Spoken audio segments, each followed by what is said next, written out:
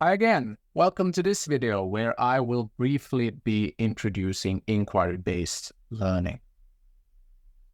I think most of you have heard of and have an idea of what inquiry-based learning is. But put briefly, I can tell you that this teaching method or strategy was developed in the 1960s as a criticism of such pedagogies that dealt with the passive transformation of knowledge. Learning up to that point was generally about listening to the teacher and following their instructions, but supported by the works of these giants within educational theory like Jean Piaget, John Dewey, Lev Vygotsky, and Paul Freire, among others.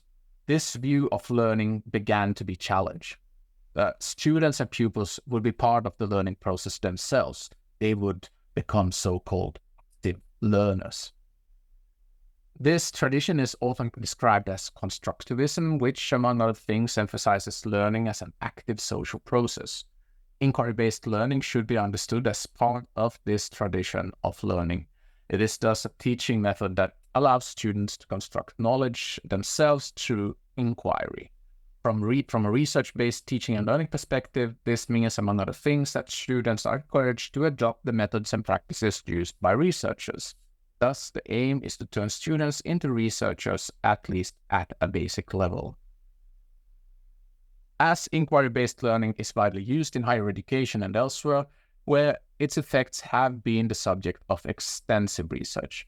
This research shows that as an educational strategy, it produces good results on student learning.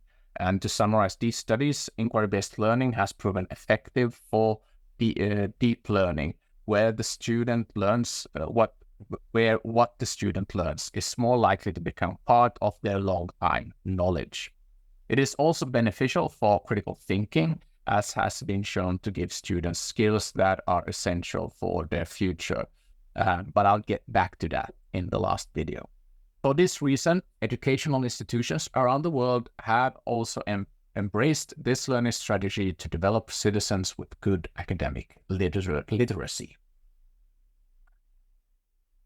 So inquiry-based learning looks a bit different depending on the field of research and teaching, but to give at least a general description of inquiry-based learning, one can say that it is characterized by certain qualities. I have seen several different lists of such qualities, but I will mention here 4 of the most important ones, of the most important qualities.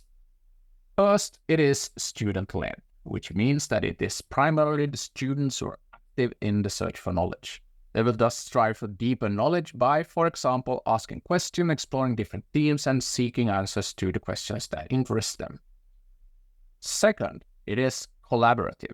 As I will argue later, inquiry-based learning is similar to the research process in that you seek support for your work from colleagues, who in this case are primarily other students, but also the teacher and your potential supervisor, their potential supervisors. They are also tasked with critically reviewing your work, just as you are tasked with reviewing theirs. Furthermore, inquiry-based learning is often collaborative in the sense that a project of inquiry is carried out in a group of inquirers.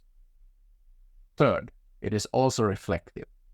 Inquiry-based learning is about getting students to reflect on the process they are part of and reflect on how it happened.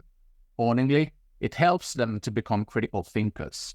This may entail, as the process is collaborative, that you are also willing to listen to the critical thoughts of others and then process your thinking, practices, or work in light of them. Fourth, inquiry-based learning is process-oriented. It is not just about arriving at an answer to a question. It is also about learning how the process of obtaining knowledge works, so that in the future, you can have insights into how others arrived at the knowledge presented in public and how you can pursue knowledge in the future yourself. So, generally, when discussing inquiry-based learning, you should see these 4 characteristics present if it is to be considered to be inquiry-based learning. In the next video, I will show how this can look like, what this might look like in practice by presenting 4 forms of inquiry that the teacher facilitates. So see you there.